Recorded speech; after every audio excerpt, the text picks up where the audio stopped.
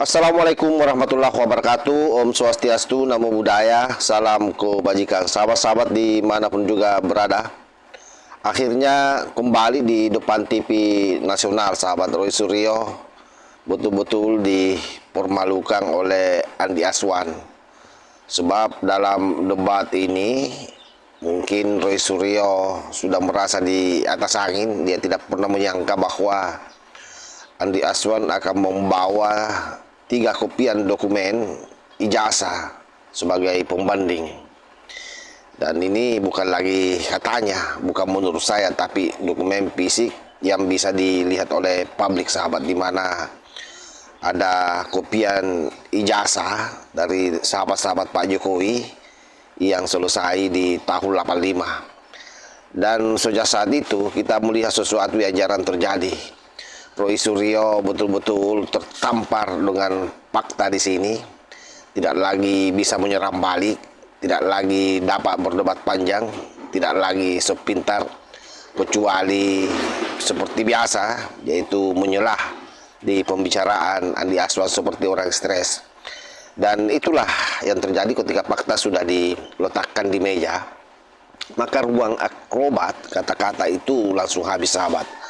Selain itu ada Refli Harun yang juga ditampol oleh Pak Rianto, karena Refli Harun merasa bahwa kliennya yaitu RRT atau teroris itu tidak layak katanya dikenakan 6 pasal, 6 dakwaan. Nah, pada posisi ini penasihat ahli Kapolri Pak Rianto itu langsung menohok Refli Harun. Kalau memang Anda merasa bahwa itu tidak layak ditersangkakan, maka lakukan saja pra-peradilan, karena bagi penyidik 2 alat bukti saja itu sudah cukup untuk mentersangkakan orang. Nah, seperti apa videonya? Ini coba kita cek satu persatu.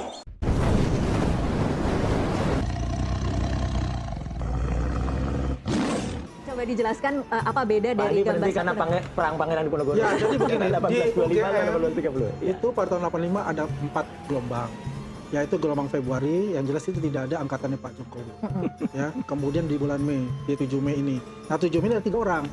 Ada Edi Iswayudi, ya, kemudian ada Pak Hardanto, sama Ibu Andini, almarhumah. Nah, kayak begini dah modelnya. Itu mungkin sama dengan yang ya, karena jadi yang Mei sama-sama nggak membuktikan apa, Pak? Sama kan? Ya. Nah, itu kemudian apa sih sebenarnya, Pak? Cap atau semacam materai atau semacam ini materai. Materai. Oh, ini materai. Jadi sebelum 1986 itu pakai materai. Ya. Kemudian untuk bulan selanjutnya itu bulan Agustus. Itu ada 3 orang juga. Yang banyak itu ada 14 orang itu di bulan November. Yaitu termasuk Pak Jokowi itu yang dengan jasanya ini. Miring kan begitu. Ya, kan hijau kan? Hijau semua ya. Jasanya miring tuh. Kan begitu. Nah, itulah yang sekarang ini karena ijazah yang ini termasuk Pak Andi punya, itu ditahan. Karena bukan ditahan, katakanlah itu sebagai barang bukti nanti di pengadilan. Makanya saya katakan pada waktu gelar perkara khusus, sebenarnya tidak ada pasal yang bisa dikenakan kepada mereka dari 6 pasal yang untuk sementara dituduhkan ke mereka.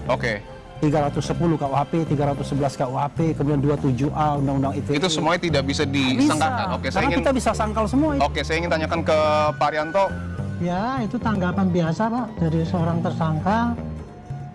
Itu selalu kalau dijadikan tersangka pasti nggak terima, dia merasa bahwa haknya itu dilanggar, itu sudah biasa itu, Pak. Tetapi yang namanya menetapkan tersangka itu ya dari penyidik itu, dia hanya dasarnya kepada bukti awal. Bukti awal itu cukup nggak 2 gitu kan.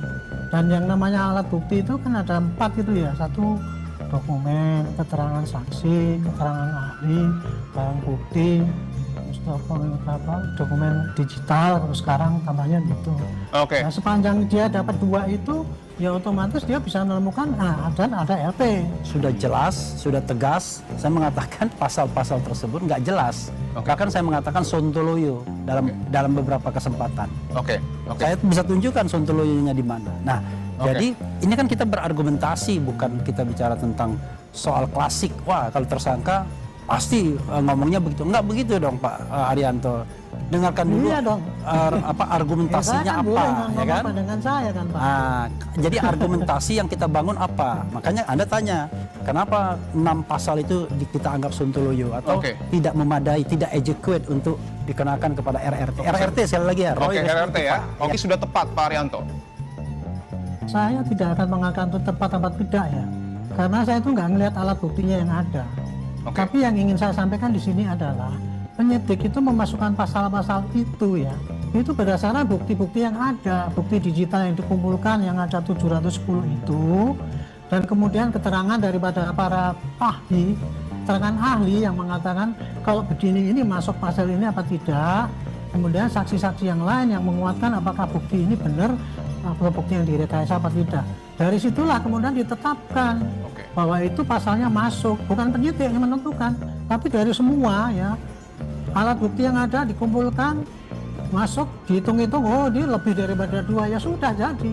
Perkara itu nggak diakui, ya wajar saja. Seperti saya katakan ya, saya pengalaman penyidik itu ratusan bahkan ribuan kali kasus.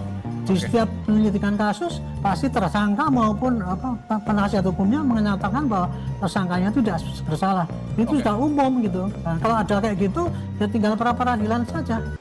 Kalau kita melihat dari argumen keduanya, yaitu si Panci dan si Refli Harun betul-betul sudah selesai alias game over sahabat. Dalih dikriminalisasi itu lagu lama bagi pembela. Kalau merasa disolimi ya silakan pra-peradilan, itulah bahasa yang keluar dari Pak Arianto. Dan ini saya kira bukan serangan, tapi ini pelajaran hukum 101. Dan di titik ini sekali lagi Refli Harun auto bungkam, tidak ada bantahan, tidak ada monolog panjang, dan tidak ada drama konstitusi. Karena sekali lagi sahabat ya, bahwa ketika fakta yang bicara, makanya seluruh narasi itu langsung pamit mundur diri.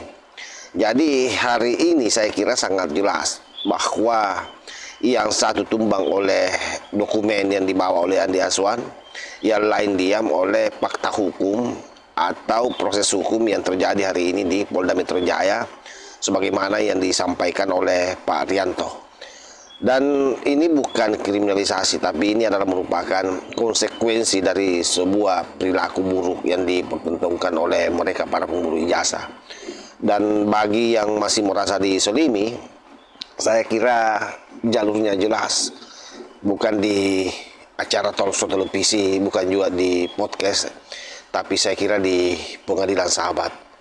Itulah yang betul-betul harusnya ditempuh oleh para pemburu ijazah ini, bukan lompat kiri, lompat kanan, maju, mundur, sengaja melakukan itu semua hanya untuk mengulur-ulur waktu. Sebab dari dikriminalisasi itu bukan hal yang baru. Sekali lagi itu adalah merupakan lagu lama, kaset rusak yang selalu diputar ulang setiap kali fakta mulai mengejar. Dan pada titik itulah Pak Arianto menutupnya dengan sangat elegan saya kira. Bahwa kalau kalian merasa disolimi, ya silahkan pra-peradilan. Artinya apa? Ini sangat jelas sahabat, bahwa negara mau menyediakan jalur hukum, bukan jalur drama, bukan jalur playing victim. Jadi kalau hari ini Roy Suryo bungkam, Refli Harun mendadak hemat kata, itu bukan karena disalimi, itu karena fakta dan hukum sedang bekerja.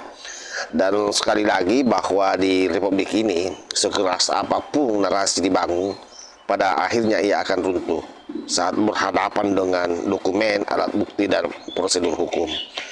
Saya kira demikian sahabat ya. Wallahul muwaffiq ila aqwamit thoriq. Wassalamualaikum warahmatullahi wabarakatuh.